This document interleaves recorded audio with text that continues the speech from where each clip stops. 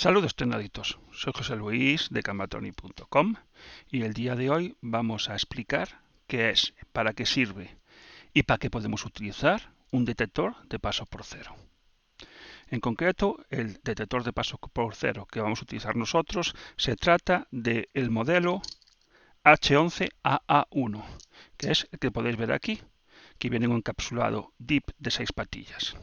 Pero antes de centrarnos en lo que es este artículo, vamos a hablar un poquito de lo que son las peculiaridades de la corriente alterna.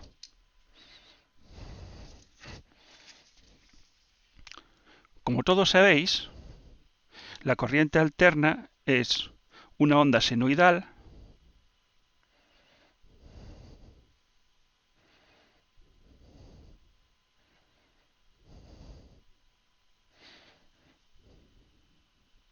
como la que podéis ver en esta gráfica.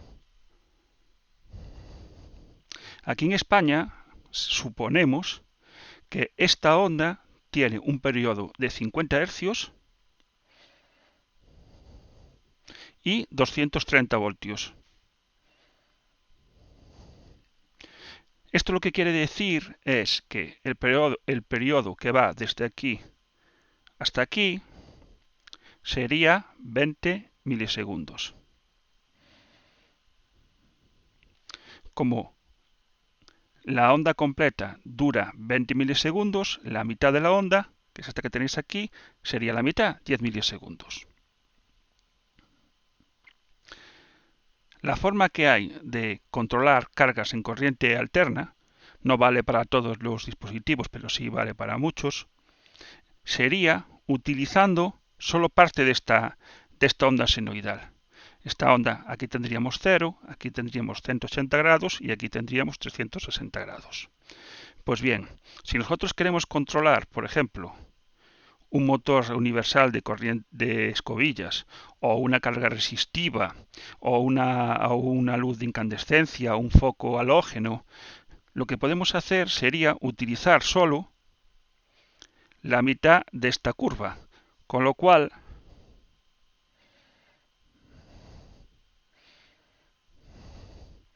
si nosotros disparamos un TRIAC, por ejemplo, así,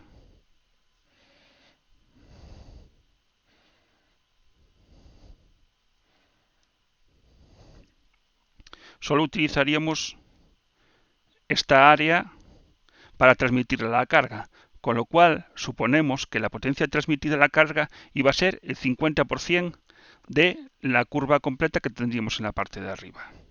Pero no solo tenemos que disparar un 50% de la carga, podemos disparar muchísimo más o muchísimo menos, con lo cual siempre estaríamos controlando la potencia que le suministramos a la carga.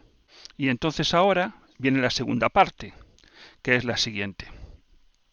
Si nosotros podemos controlar la potencia que le suministramos a la carga y de esa forma controlar las revoluciones, por ejemplo, de un motor universal o el consumo de una resistencia, lo podemos hacer de una forma muy fácil disparando cuando a nosotros más nos interese. Pero ¿qué pasa? Si nosotros lo que queremos hacer es un control sobre esta carga y utilizar, por ejemplo, un tiristor o un TRIAC, tenemos que saber en el momento que la corriente tiene el valor 0 para saber cuándo tenemos que disparar. Dicho de otra forma, si nosotros queremos entregar el 50% de la potencia de esta onda a una carga, sabemos que tendremos que disparar justo a los 5 milisegundos. ¿Por qué? Porque será el momento en que esta onda esté en el punto máximo. Si la onda completa dura 20 y cada semiciclo dura 10 milisegundos, un semiciclo completo duraría 10 milisegundos y la mitad serían 5 milisegundos. Es decir, si nosotros sabemos en el momento que pasa por 0 y temporizamos milisegundos y hacemos disparar un TRIAC, a la salida de ese TRIAC tendremos el 50% de la potencia. Y ahí es donde entran este tipo de integrados o un circuito que podemos hacer nosotros para detectar el paso por 0. En inglés la detección de paso por cero se denomina Zero Cross Detection. Por supuesto, siempre utilizando mi perfecto inglés de pueblo. Y ahora viene la segunda parte, que es, ¿para qué necesitamos nosotros un detector de paso por cero? Pues antes de pasar a explicar justamente cómo funciona este dispositivo, os diré que como a nosotros nos gusta muchísimo trabajar con microcontroladores, en concreto los Arduinos, y también nos gusta trabajar con la pantalla Nestion, imaginaros por ejemplo que tenemos una pantalla conectada a nuestro Arduino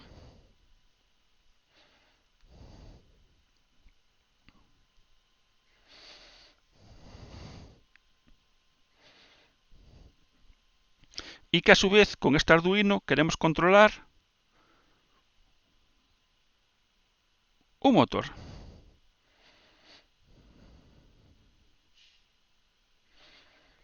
Bien, pues aquí es cuando entra a funcionar este tipo de dispositivos. ¿Por qué?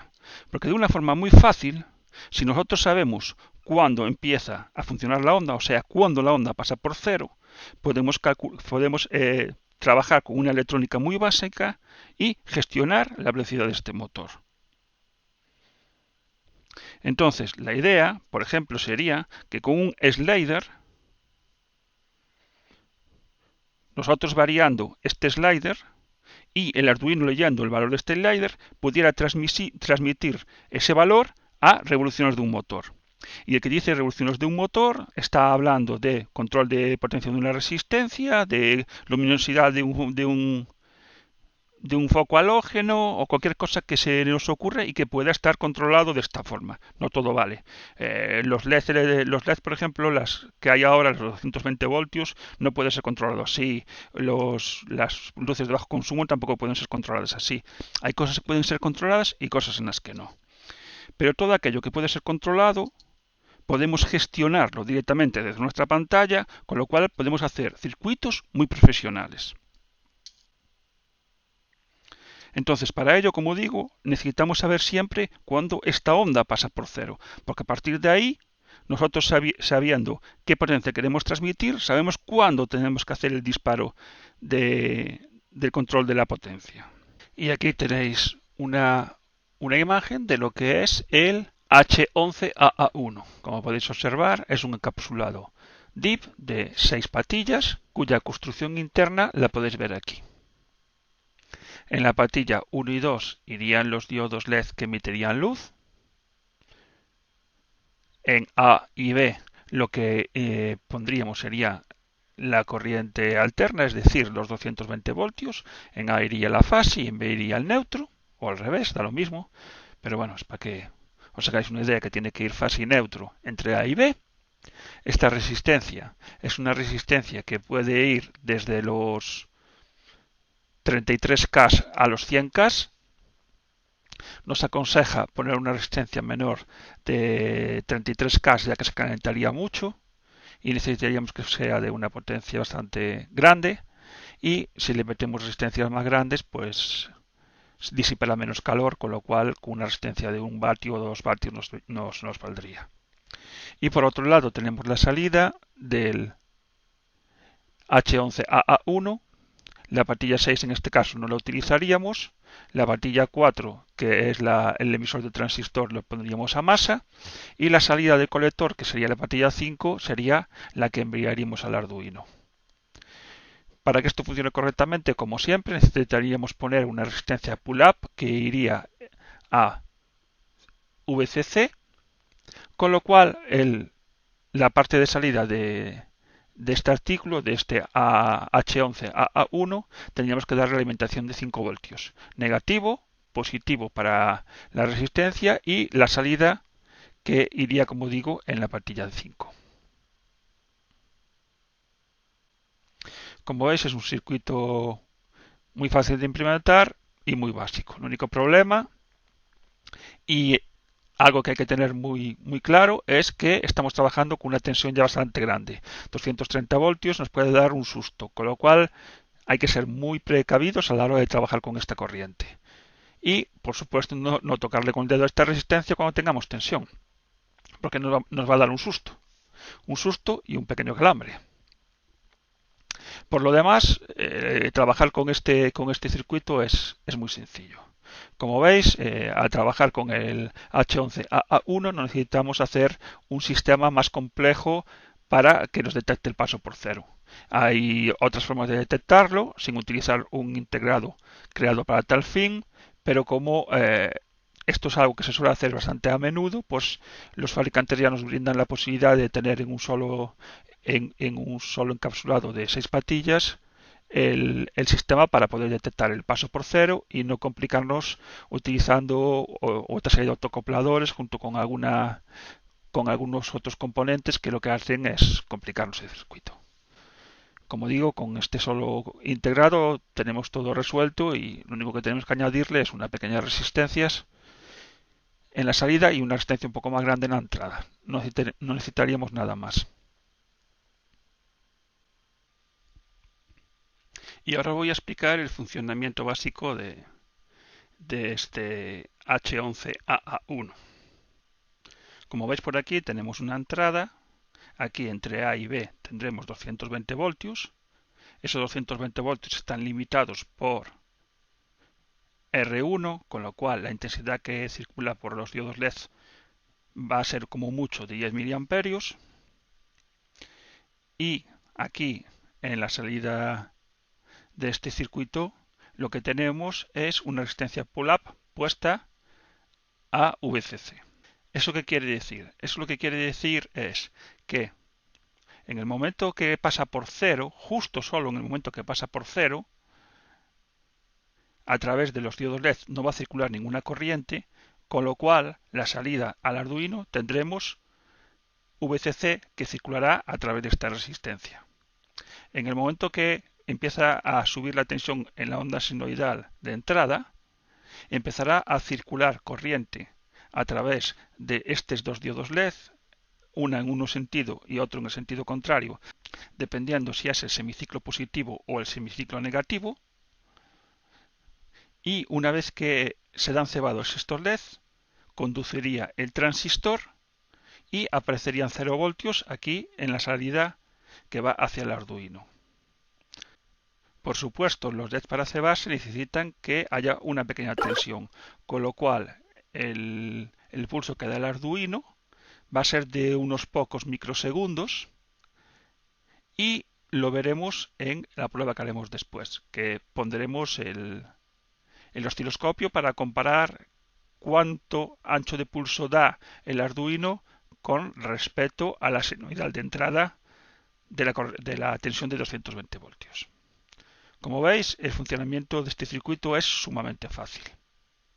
Y ya sin más, pasamos a hacer pruebas reales. Y aquí podéis observar un montaje que hice yo para poder probar este dispositivo. Tenemos una ficha de conexión, por aquí tendremos los 220 voltios, 230 voltios en este caso, que nos vienen desde la cometida de la red. Dos resistencias que decidí poner de 51K cada una de ellas, lo que nos hace un total de 102K. Esas dos resistencias siguen a la patilla 1 y 2 del integrado. Y por la salida tenemos tres pines. En un pin que va al pin, en uno que va al pin 4 le meteremos masa.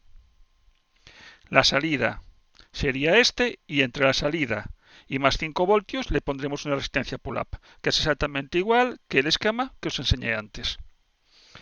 Entonces ahora vamos a conectarlo y vamos a hacer unas pruebas con el osciloscopio para que veáis la señal que sale. Vale. Vamos a dar tensión.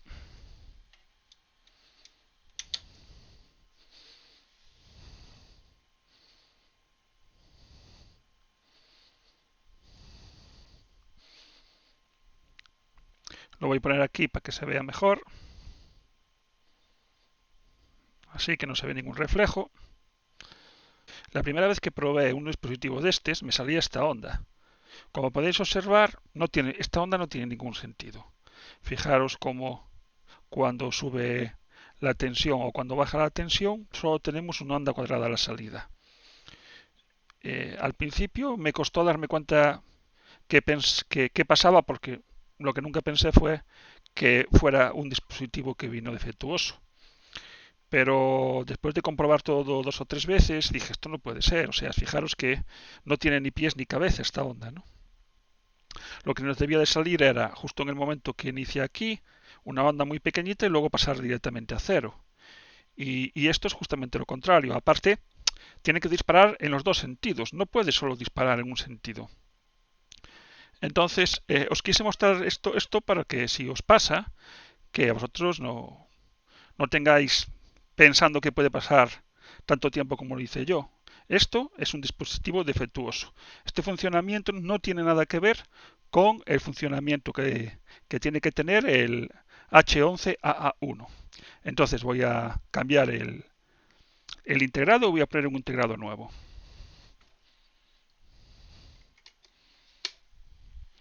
Recordar siempre desenchufar porque son 220 voltios y puedes llevar un susto.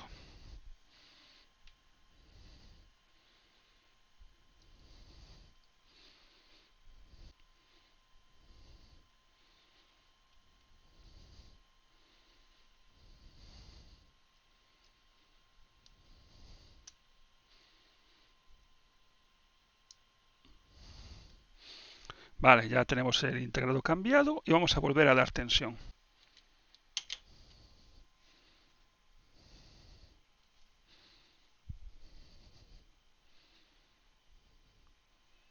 Fijaros ahora cómo cambia la onda.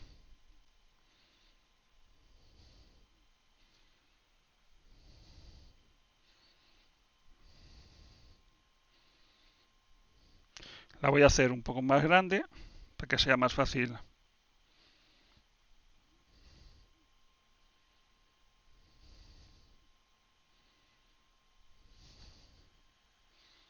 Esperar un segundo que me está haciendo cosas raras el cable.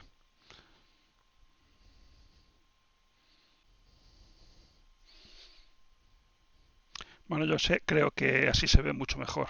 Fijaros cómo cuando está llegando a cero, cuando la onda está llegando a cero, empieza a conducir un pelín antes de que pase por cero y conduce un poco más después de que pase por cero, tanto para la negativa como para la positiva.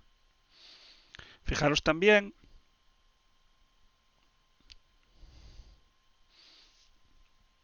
que esto en una división completa ahora son 2 milisegundos y que esto es aproximadamente 1 milisegundo el tiempo que está conduciendo.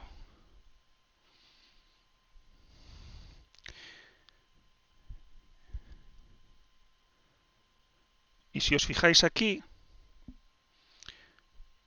ahora la he puesto a 1 milisegundo, veis que empieza a conducir unos 200 microsegundos antes de que pase la onda por cero y que después de que pasa por cero está otros 800 microsegundos. Prácticamente la onda completa dura 1 milisegundo, pero 200 microsegundos son antes de llegar a cero y 800 microsegundos son después de pasar por cero.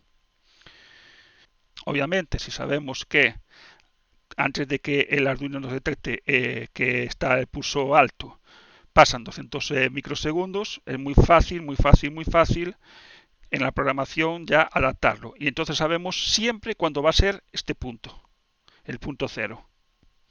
De esta forma nos va a ser muy, muy, muy fácil hacer controles de potencia, de corriente alterna, mediante es un detector de paso por cero para indicarnos cuándo tenemos que empezar a temporizar los disparos y el disparo que puede ser un simple MOC 3041 y un TRIAC.